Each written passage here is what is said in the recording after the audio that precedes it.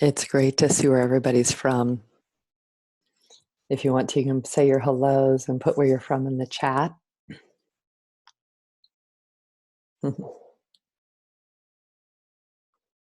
Well, hello, Rome, Italy, New York City, Oxford, Bangalore, India, New York, Canada, Oakland, DC, Pittsburgh, Salt Lake City. Right on, everybody. Welcome, Seattle, South Africa. Well, welcome.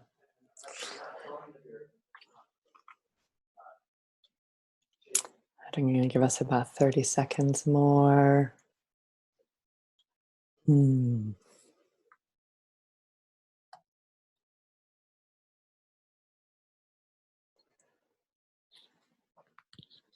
right. Nicole, we ready to go? You good? I think so. Okay, awesome. Oh, nice to see some familiar faces here too. Hi, folks. Hi, everyone. I'm Stacey Haynes, and I'm just welcome to Monday Leadership Dojo and practice. It's really nice to gather. Perhaps you all are getting tired of screens like I am, but it's also, I also feel so grateful for them, just where we can come together, see each other, and be in mutual intention together. So welcome.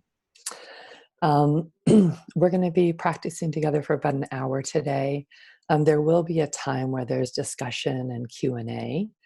And what works easiest when we have this many people is if you can chat any questions as we go into the chat.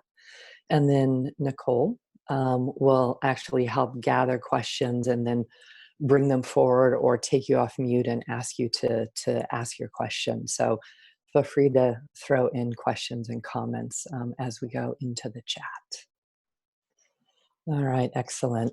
So our theme today is really about what I think of as widening circles of concern. And we'll dive into that a little bit more after we practice to start. But what we mean by widening circles of concern is how do we stay connected to ourselves and those we most are related to and care about.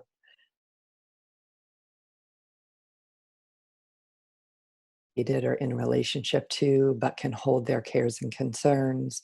And then how do we widen out our circle of concern to the entire Earth and the future of our planet.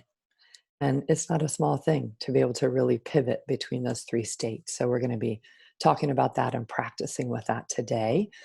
In this moment where our interconnectedness and interdependence is more and more obvious by the day. Okay. But before we dive in, let's go ahead and practice together. And just given the imperfection of all of our setups, I'm going to move my computer around a bit so you have a little bit better view of me. I'm going to invite folks who want to stand to practice. I'm going to go ahead and stand, or if you'd like to, you continue sitting, whatever really works for your body this morning.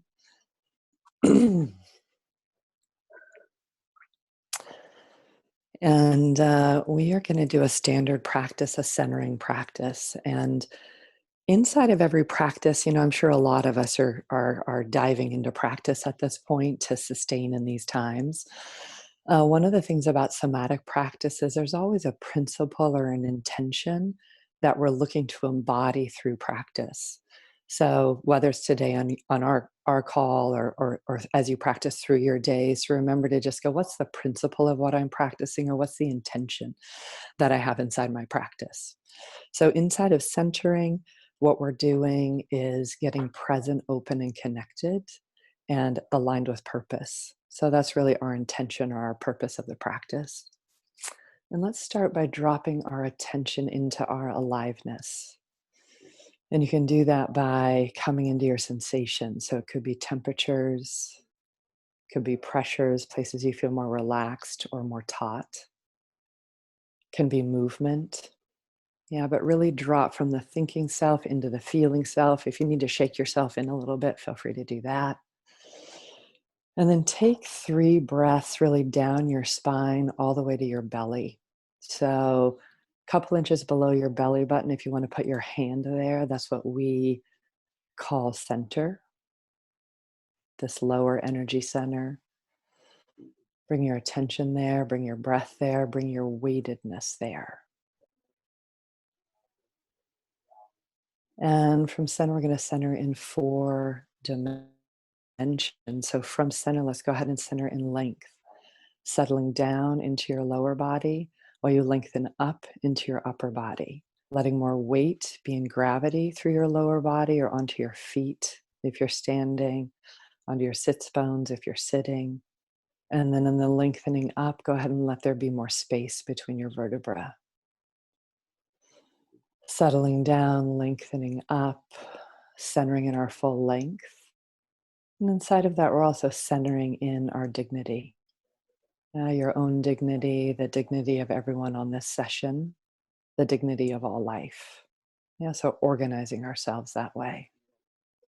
Relax shoulders. Let your shoulder blades drop into your back pockets.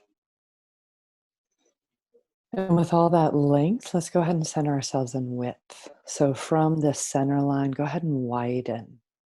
Cross your collarbones. The next breath can widen out your ribs. Cross your hips.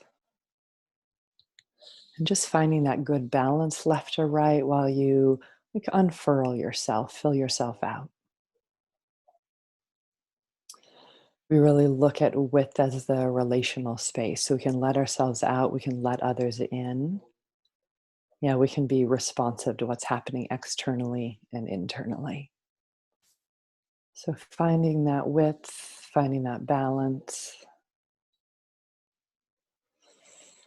So we have length, we have width. Let's go for depth, backside, inside, front side. And just find a couple of sensations on your backside. Might be behind your knees or the back of your heart.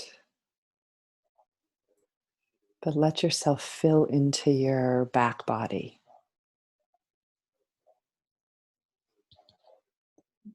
At our backsides, we have 3 billion years of evolutionary wisdom that created these beings.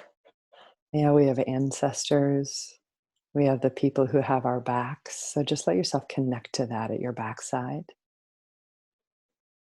And then come into your internal landscape. Maybe this time let your ribs expand more front to back as you breathe. Making a little bit more space for your organs, your heart, more space for aliveness in your volume. And then coming all the way through to the front side so you can feel your front body. And again, find that balance front to back. We're not pulling back from what's happening. We're not pushing forward into it. But we have a good centered balance where we could actually move from center really in any direction. And then find your whole self, length, width, and depth. Just feel your dimensions. And the last thing we always want to organize ourselves around or center on is who and what matters to us. So if you have a commitment or a declaration out of this work, you can go ahead and speak that to yourself. And if not, let yourself center on what matters to you, who matters to you, or your core purpose. And then let that also really imbue your nervous system. So what we care about lives in us. It informs how we shape ourselves. It informs our actions.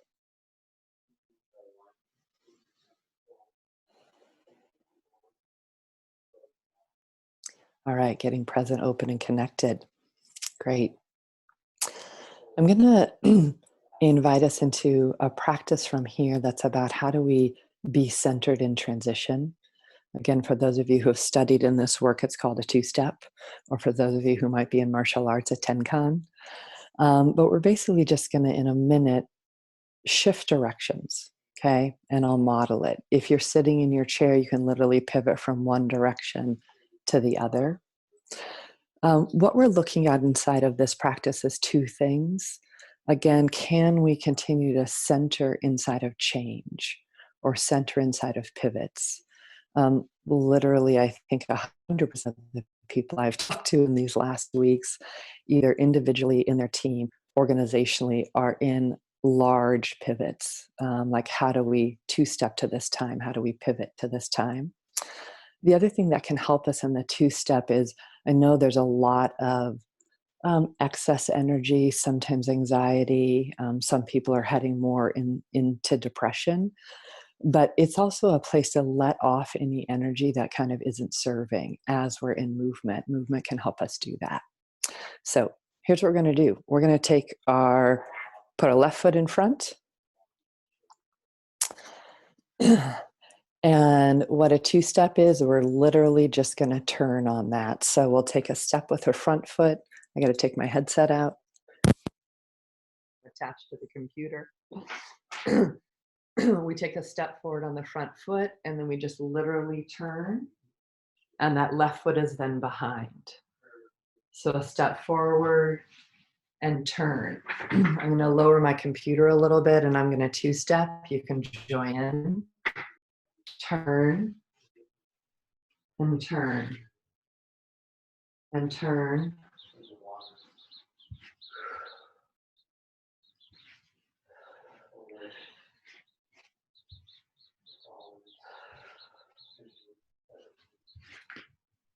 Centering in the two-step, centering in the transition. Can you keep your weight and attention focused down on your belly? And also keep your length, width, and depth as you pivot.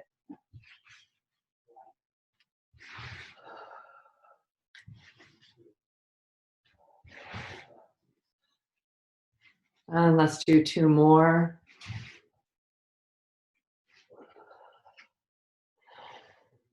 And coming back to center.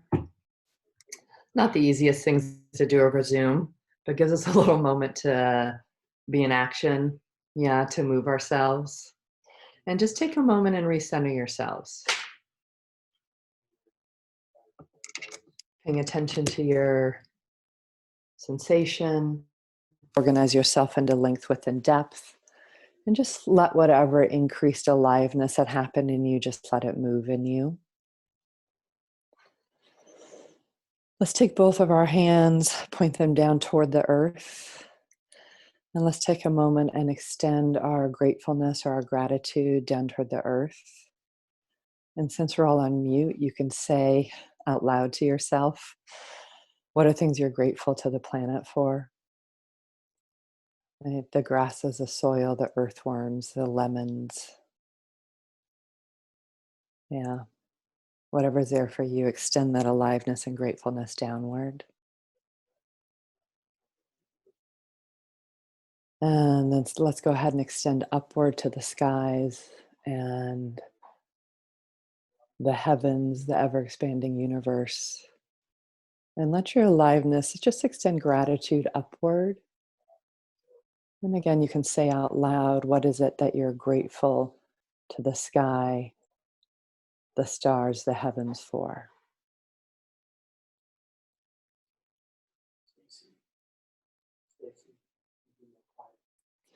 And go ahead and extend out to your sides. Yeah, like this wide reach. And go ahead and extend your gratitude out to people. And again, you can name aloud who are some of the people that you're most thankful for or that you want to extend gratitude to. Children, neighbors, community. And then lastly, just place a hand on your heart and a hand on your center. And consciously go ahead and extend some gratefulness and gratitude to yourself. What is it you can appreciate yourself for in this time, in this day?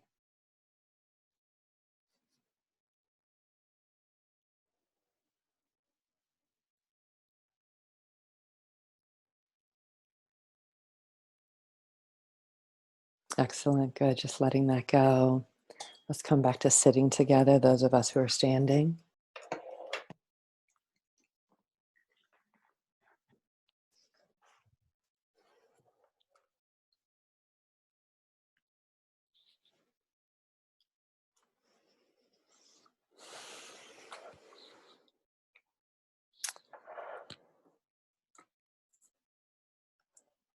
So I'm going to shift into our topic today, and I think in times of collective pressure and at some level collective chaos, collective unknown, um, many things can happen, which I'm sure we've been experiencing, right? But one of the opportunities that we have is because things are so undone, it really is an opportunity for us to use this destructuring to listen, evaluate, reevaluate what is it that we care about and what is it that we value. So, in some ways, there's a way to get through these times by kind of hunkering in and surviving. And I'm not saying at all that's wrong. And I'm not saying it's also not necessary for many. And in times of unraveling, we can also take the opportunity to really go, hold on, hold on, hold on. Everything's in some ways thrown up into the air. What is it that matters to me? What is it that I value? How do I want to organize my time, my resources, and my life? Yeah, I think it's one of the things, right? One of the things that we can do in this time. So I want to really invite us into that conversation today and also into a practice here. So there's a practice that we have that's called 1, 2, 3 space. And it's really a somatic shifting of states from a more focused, maybe smaller ring of attention to a wider ring of attention to a wider ring of attention. And in a moment, we'll do that. But I want to chat a little bit first. So 1, 2, 3 space, or another thing that we call it, is I, we, all space. How do we have our attention on the I? How do we have our attention on the we? And how do we have our attention really on the all? And the I, if I just describe these a little bit, the I can be you, of course, and the people that are closest to you, right? The people you most identify with. Maybe it's your family and your extended family. Maybe it's your immediate community. For many of you, it probably includes your dog or your cat, right? Like who's in that circle of I that you attend to regularly. If I look at the circle of we and we widen out, we're going to widen out quickly here. We would really be humanity, right? Expanding out to multiple communities you don't even have relationship with, right? Or you don't run into in your days, weeks, and years. But we really expands out to what is it to take us all into consideration. Yeah. And then all, if we look at it that way, is all expands out to also include the whole natural world, right? I think we know at this time, I think both in our hearts and through science, that we are one large interdependent system. Yeah, where the water goes, we go. Where the atmosphere goes, we go. Yeah, so that all really includes our natural world or this living planet. Okay. So a couple things can happen under the level of stress that we're in. One is that we can really get very pulled into a quality of self-preservation, right? So we can really shrink our attention into how am I doing? How are the people very closest to me doing? How do we preserve us, our resources, right? Whatever's there. And again, I want to say this is so understandable and I respect it in us, right? It's a part of our, I think, biological inheritance that when under pressure, we move into survival. Yeah. Another thing can happen just depending on your embodied habits, or as we call your conditioned tendencies. Sometimes what we can do under pressure is pop out of ourselves and just try to take care of the we and the all, right? So we're not actually attending to ourselves or the things closest to home, but we're attending primarily externally. Yeah. Also understandable. Um, if we stay out there too long, though, it tends to have a lot of consequences. Yeah. So in some ways, I would say, really the best of us at this moment is that we could, in a centered way, pivot between I, we, and all. We, I, all, I, right? We could be pivoting between those states of attention and those circles of concern in a centered, attentive way. Yeah. So that's what we're going to practice. Yeah, and may probably practice for the rest of our lives. Um, what I'd like to invite you to do first, though, is either on your computer or if you have a piece of paper close by, I'd love you to just write down I, we, and all. Yeah.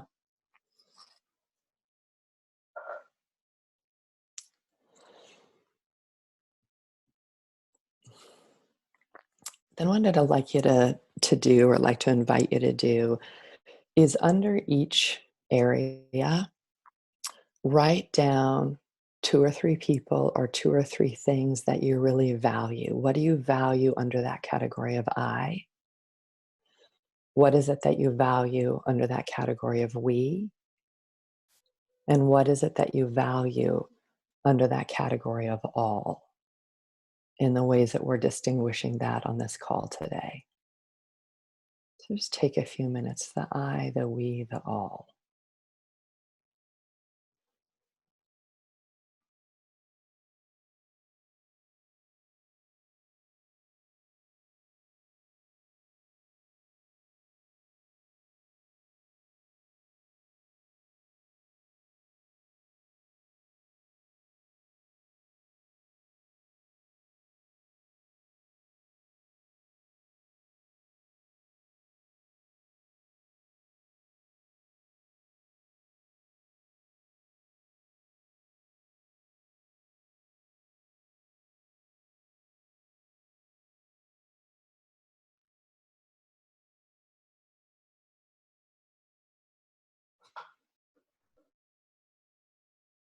Yes.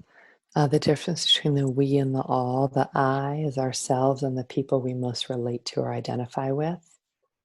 The we really widens out to the whole human community, right? And you can be specific about we's, right? And then the all really goes out like to the planet and the future of the planet. Yeah.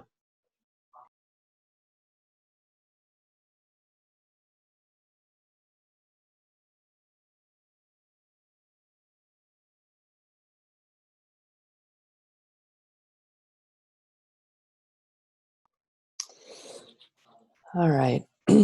let's let's play around with this now as a somatic practice. How do we feel expanded states of awareness?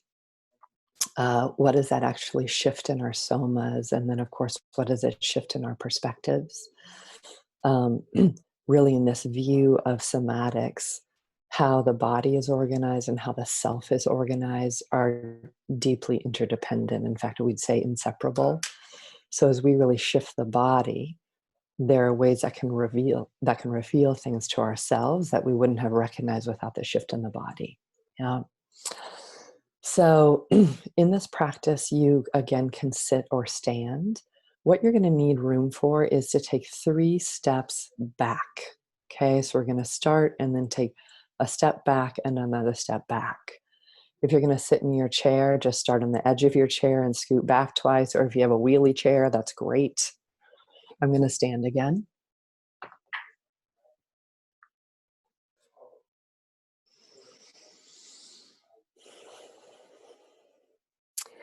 I'm going to go back and forth in between these I, we, all states, or 1, 2, 3 states, and just feel and check it out, and then we'll do some Q&A. Good. So standing where you are, we're going to call this 1. Okay. So inside of that, feel yourself, and let your attention be fairly focused in you and what's immediately around you. Yes, you might notice your bookshelf that's nearby, the computer, who's in the next room.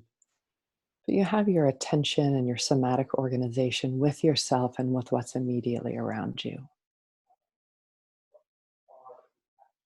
Make sure you're feeling inside of yourself as well. Just find a sensation in your internal sense. All right, then in a moment, what we're going to do is right behind us is a bigger space or 2 space or we space. Yeah, right behind us is a bigger space where our attention can go much wider, and our feeling and sensing can go much wider. Okay. So when you're ready, go ahead and just take a step back, and we're going to take a step back into two space.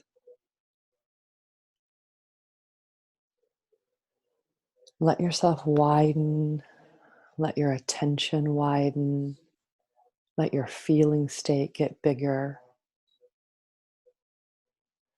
And just take a moment and register that your breath might deepen some.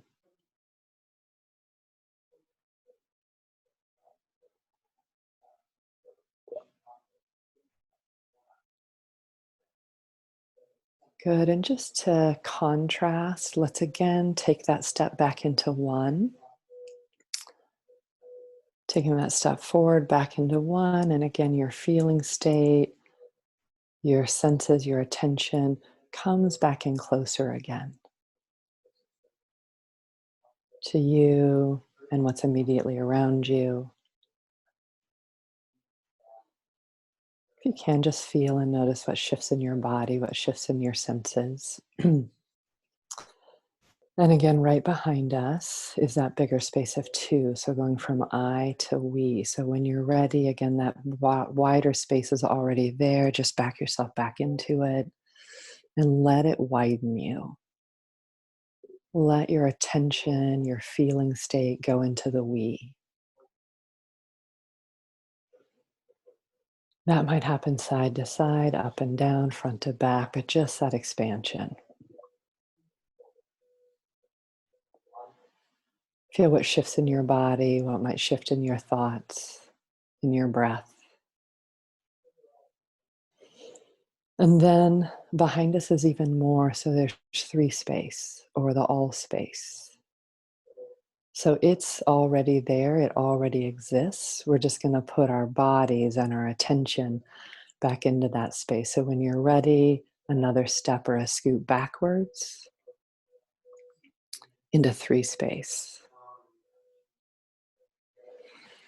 And three space could really be, again, the billions of years of evolution on this planet, all the millions of years yet to come, the interdependence of the air, the mycelium, the water,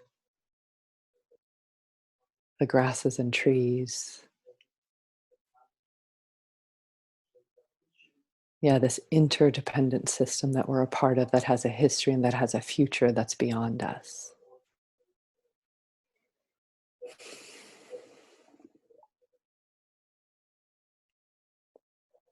Feeling that, noticing what that's like for you. And again, just as some contrast, let's step in a moment back into two. So you'll just take a step forward, leaving the all and coming a little bit more into the we. Focus more on the human community. Still knowing we're interdependent, but a little bit closer circle.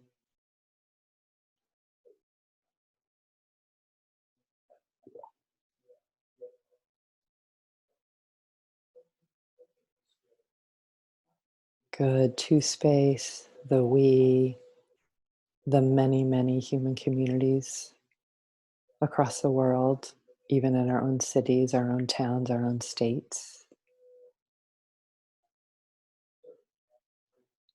And again, just for contrast, one more time, and you're ready. The three spaces already behind you, that more vast expanse, extending our attention. When you're ready, step back into three again. And let three space really organize you, right? A vaster sense of life and time. Maybe getting a perspective of humans' place in that time, the living planet. And just feel three space, what it is to you.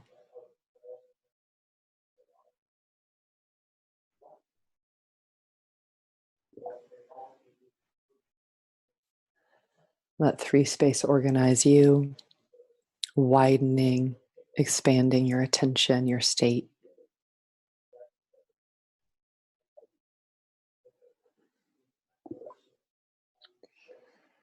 Good. And one more time, let's come back into two. So coming back to two space, taking a step forward, feeling that shift of attention, the shift of that container, that circle of concern.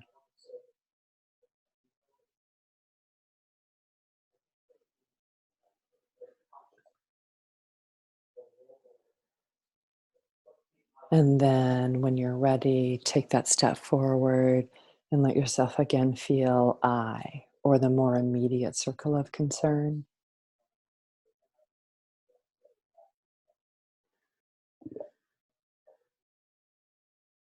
And just notice what it's like for you to shift between those three, if it's easy, if it's hard, if it's weird, whatever it is, just noticing that pivot. I, we, all. Yeah, pivoting between those states, those ways of paying attention, that widening of our empathy. Um, Good. And then let's bring ourselves back together and sit down again.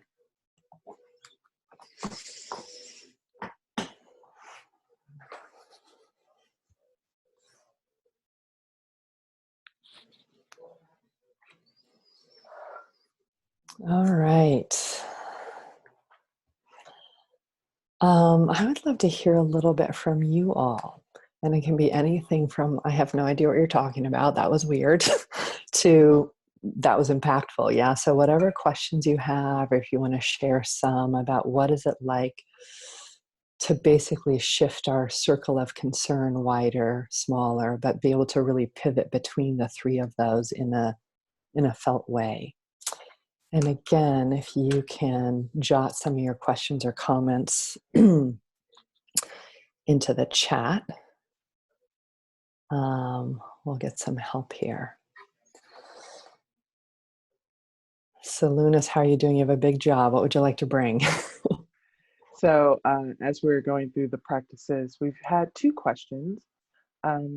One was people had a question about the feet with the two-step. And if you're able to, I don't know how your camera's set up, but if you're able to show your feet for that practice so they can continue it. But a more in-depth question was from Matt Perry, who is asking about blending and so I will read his question. For those of us who are fracture anxious or fearful, how do we do these practices without getting overwhelmed with others' emotional state? Not a small question. Great. You know, I'll say a couple of things. And I think it's naturally a time when we're going to get overwhelmed by our own states and by other people's emotional states. I think it's actually a time that in the best case is asking us to get more skilled at that. Um, some of the things, in some ways, this I, we, all state, often when we're getting overwhelmed by, it could just be even the emotions coming through the news or what's happening in our neighborhood or even whoever we're cohabitating with during this time. Often we're having a hard time either coming back to the I, or we've popped out of the I for too long. So one of the things that's important is that you can find sensations is the easiest way to do it, but really find a location of sensation inside of you. Something I notice I've been doing is really going, how can I reconnect to the anterior side of my own spine? How can I feel the warmth down my own center line? How can I feel a little bit more weight into my hips? So I can locate myself inside of myself, because it's really a time where we can get drawn out into the change, the pain, the chaos, the unknown, the uncertainty. Yeah. Another thing that I think is important is in some ways it can be understandable to try to steel ourselves against others' emotions, but all that creates in the soma is more contraction, and more contraction creates less space, creates more overwhelm. So it's understandable that we want to brace or steal away. Instead, what I'm going to invite you to do, God, this time is asking a lot of us. It's asking a lot of us. But instead, what I want to ask you to or invite you to do is soften and then find outflows. And that means ways to let excess anxiety, hypervigilance, feeling others' emotions too much actually move out of you. So this might sound strange for you, not in this, those of you not in the somatic world, that palms, top of your head, bottom of your feet, and your hips are all places energy can flow out of us. So you could literally go on a walk if you have a walk available to you in this time and go, this is going to be an outflow walk. I'm going to turn on the spigot and let things flow out and consciously let that happen through your hands, top of your head, bottom of your feet, your hips. And one thing that's amazing about the planet is really the planet, sometimes you can think of it as a big grounding source, right? And also the planet composts everything and just go, I'm going to let this flow down, right, to the planet. Or if it's easier, if you can go, let it flow up to the heavens, whatever works for you, but let it flow out. Part of how we get overwhelmed is we have a certain size of container for the amount of aliveness or energy in us. And when it gets too much, it starts pinging around and we lose like an organizing principle and we get overwhelmed. So it's like time for outflow. So walking, any of you are who are doing physical practices of exercise or yoga, set your intention. Let me let the excess go during my exercise here. Let me let that go. Part of why I showed the two-step, which it obviously is very hard to see on a small camera, so I'll try to get back to it at the end, is it's just a movement exercise that you can do smack in your bedroom if that's where you are, to let yourself pivot back and forth. And it's a great way to let things flow off and reorganize yourself to center, because you're really making that movement from center. So in times when we want to brace, we want to bring ourselves back to the capacity to soften and let things move, and through that be able to recenter ourselves. Yeah, both inside of our physical bodies and also center on what matters to us. Yeah, what's called of us in this time. So thank you for that question. I think it's a big one. It seems like we have a lot of big questions in this chat. Yay, good. There are a few questions about two space, and for those who are in communities of historic trauma, and how to feel open and connected in two space. Um, any practices that you're willing to share as we're talking about this exercise? Awesome. I just saw, please clarify about how the hips overflow. I'm just going to talk about that for 1 second and then go to this question. um, think about where things flow out. So when you go the hips, here's our hips. Weight is designed to flow down through our skeletal structure, right through our hips, then down into the femurs, the legs here. And so when you have excess energy, either that can flow down through your hips, through your legs, down to the feet, or just let it flow out through your hips. It's where we excrete. So I'm just going to say there's a natural outflow, right, in our hips. Cool. So that was the hips, and thank you. So, I think one of the profound things about this moment is because we're in collective crisis, we are getting to see very blatantly um, how our social systems are organized. This is obviously good and bad news. But what we're seeing is that communities that are, this person I think said historically traumatized, but I'm going to say communities that are systematically oppressed, more traumatized, given fewer resources, that is becoming blatantly clear if we look at the statistics of what's happening with the virus, right? So the virus can affect all humans, but what's happening is, I don't know how much I'm sure you all are watching the news a lot, but in the United States, I'm sitting here, so I'm going to speak from here for a moment. The virus is starting to run through indigenous communities, and indigenous communities in the United States are the poorest communities, and there are the least resources in those communities. Also, African American Black communities, the infection rate and the death rate is much, much higher than the population, right? The Black population in the United States. The same thing is happening for Latinx communities or Latino communities. And we have to look to the why to, it's a systemic answer. Those communities have been systematically under-resourced, systematically targeted around economics, and also lack of healthcare. And it is, if we look at the essential workers right now, many of the essential workers, especially in food delivery, food production,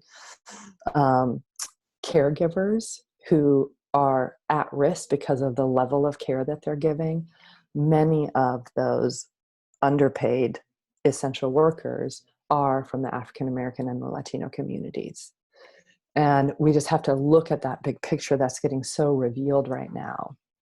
So when I look at targeted or oppressed communities, to me, it's this moment of all of us to go, whoa, this is how society is organized. It's getting so revealed. Are these our values? Are these our values for the we?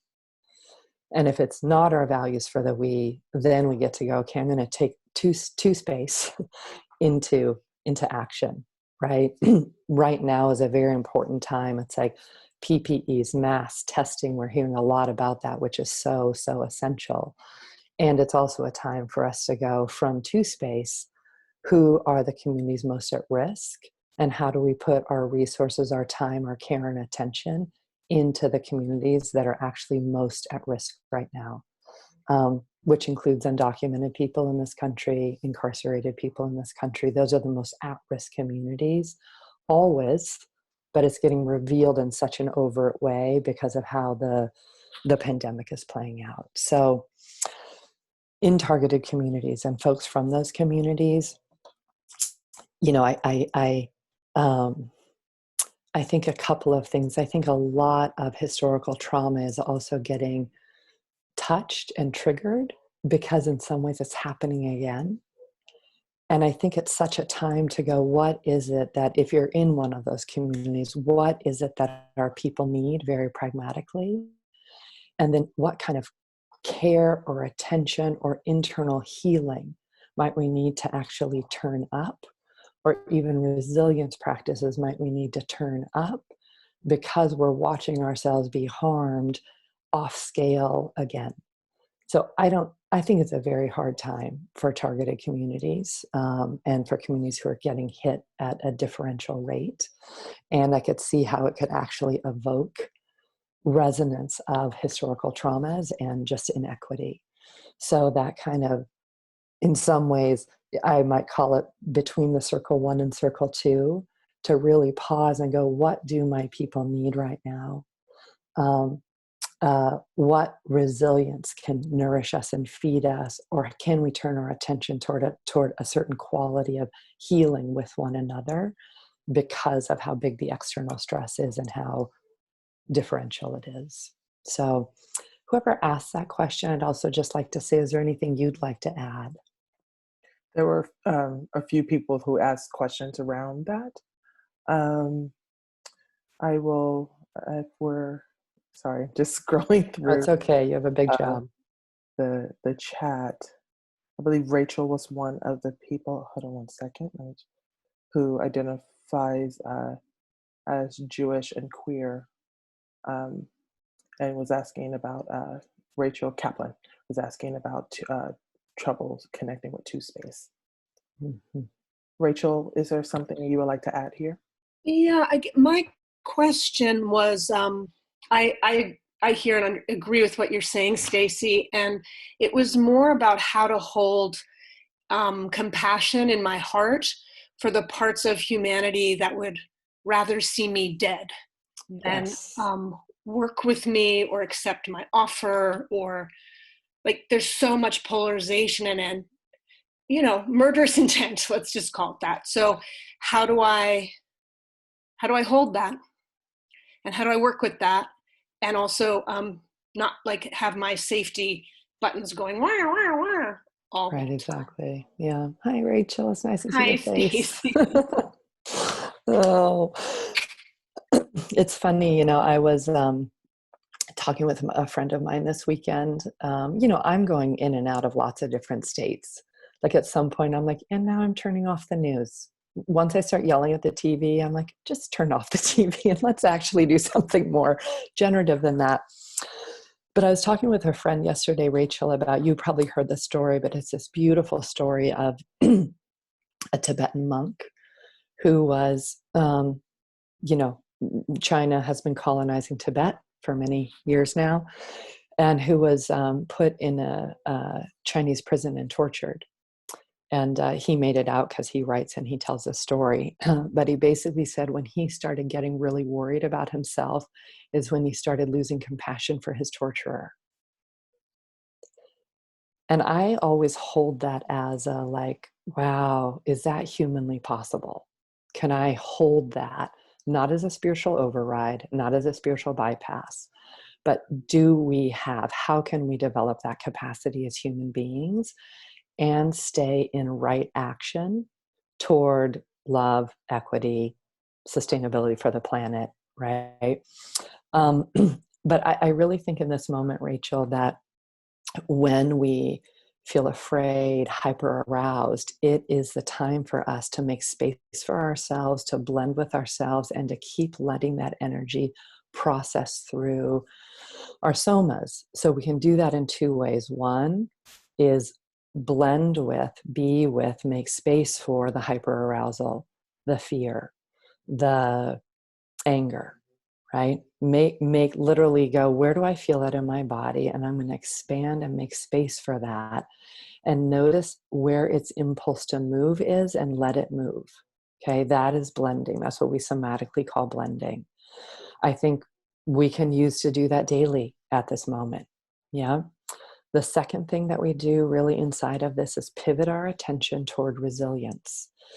And a couple of calls ago, we talked about this, but find things that are easy access resilience for you. It might be your cat, it might be your dog, it might be this beautiful child who just came into our picture here. Yeah, it could be, I'm in Northern California. Luckily, I can go outside. There's a beautiful set of poppies. And I'm like, I am going to stare at these poppies because that color is amazing. What are the easy access resilient points? Spend somatic time daily, putting our attention on resilience and letting it soothe and feed our nervous systems. This is a stretch of time. This is a time to do things proactively on both sides. Process what's picked up and in hyperarousal, and soothe, feed, and nourish through resilience.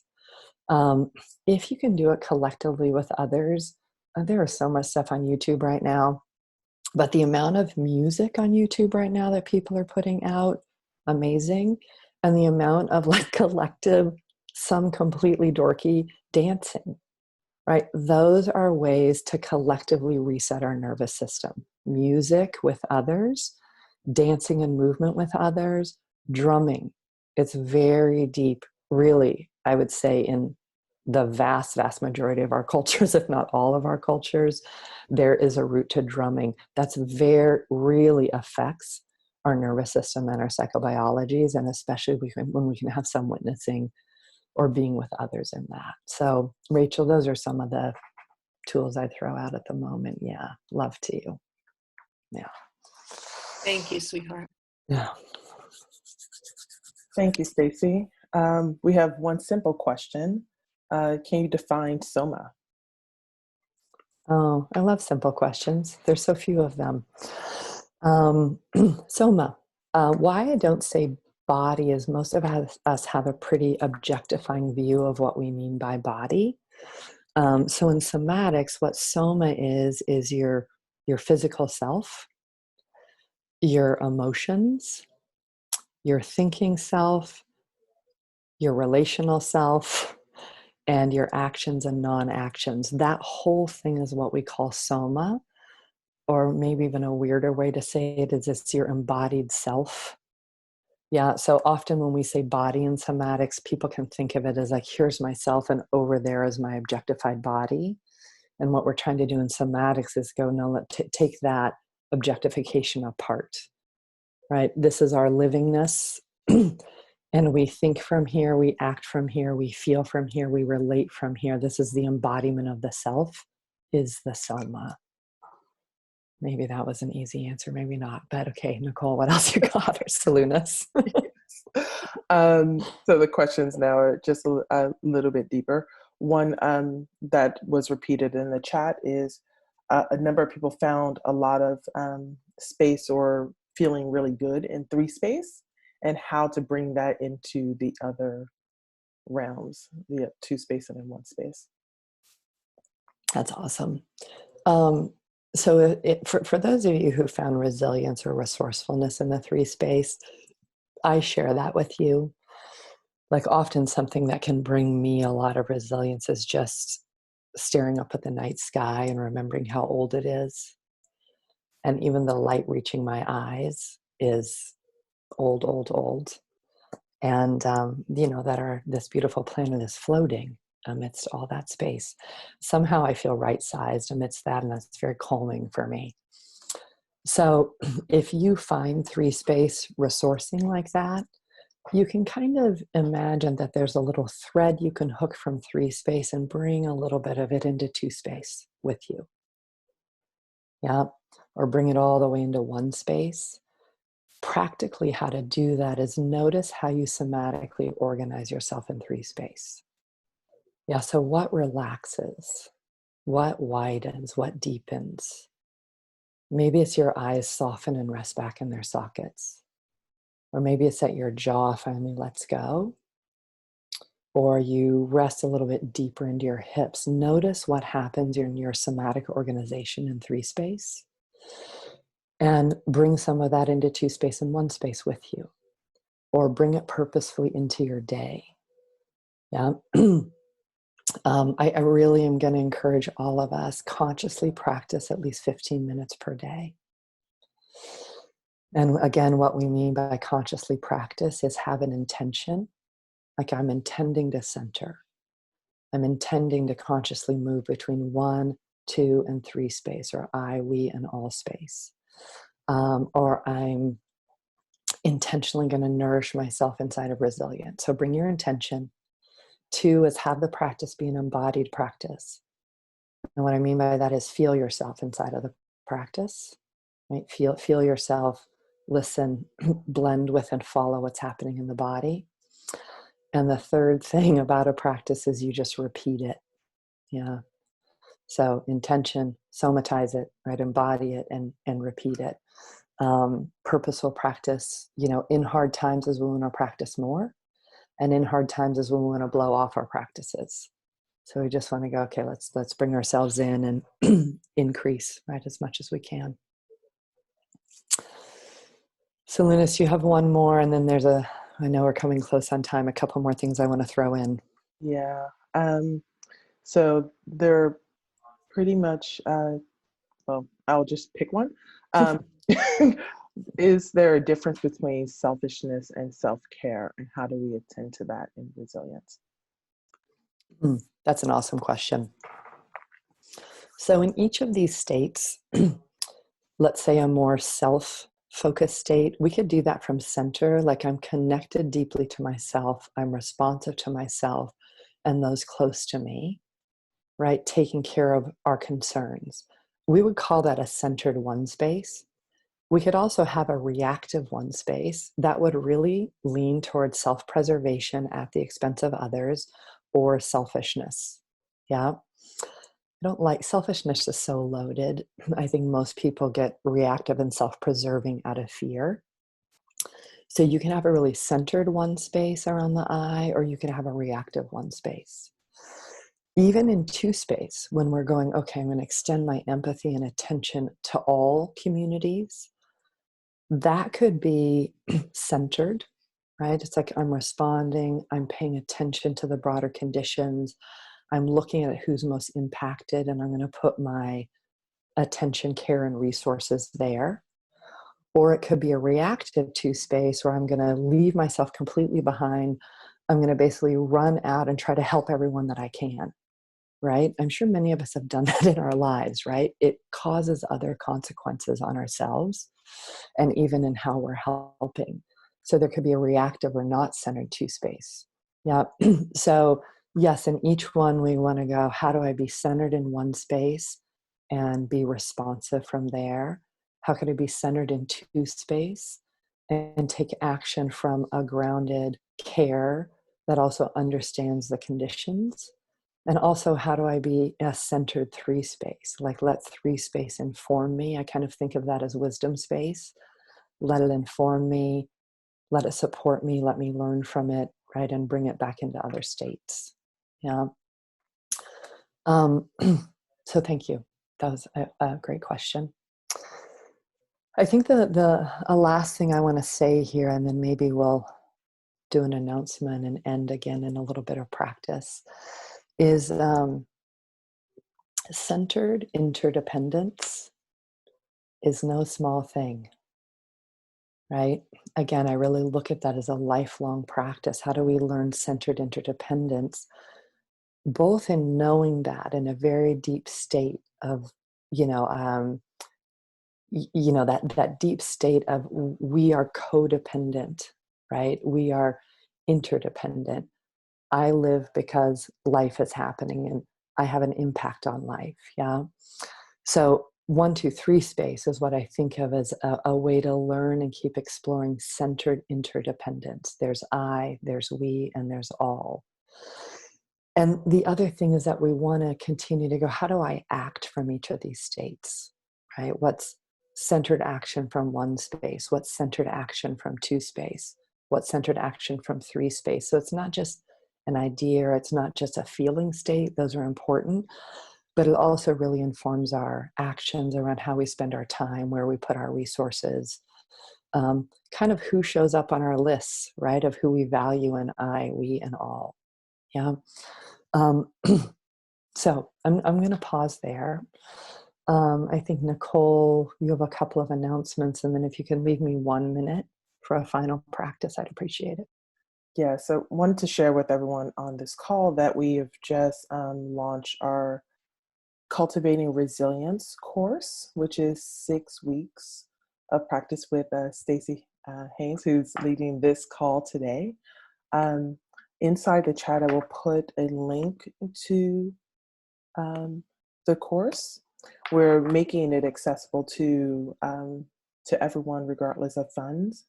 So definitely, if you're a frontline worker, a driver, deliverer, food handler, nurse, doctor, all of those individuals, please feel free to join us for free.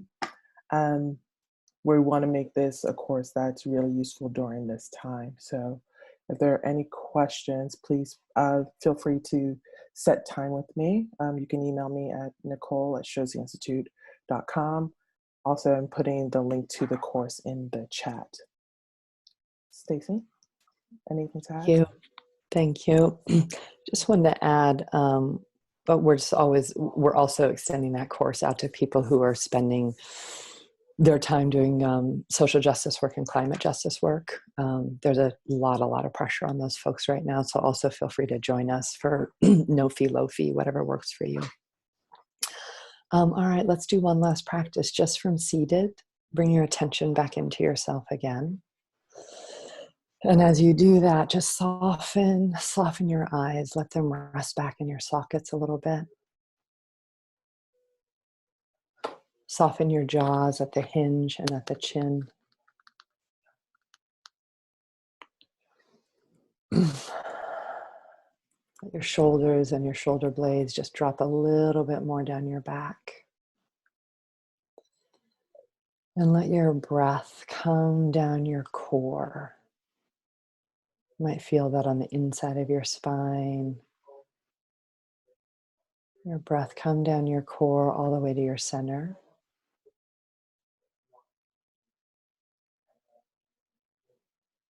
And just very gently let yourself again find yourself in length.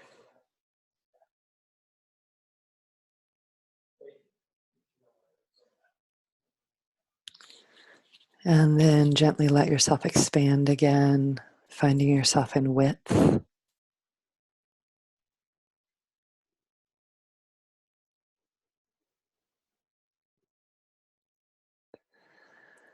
And let yourself expand in depth, finding your depth.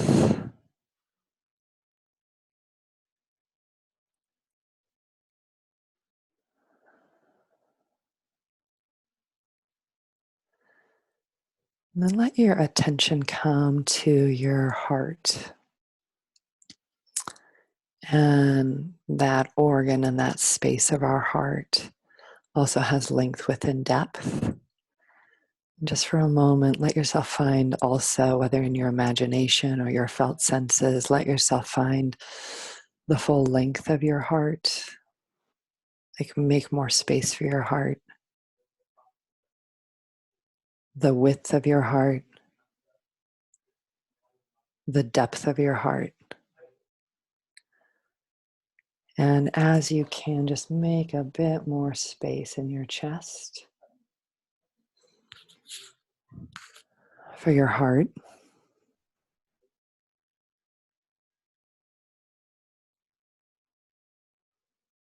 And let some of that care, that love go out. And let some of that care and that love go in. So it can really flow in both directions, receiving care in this time, giving care in this time.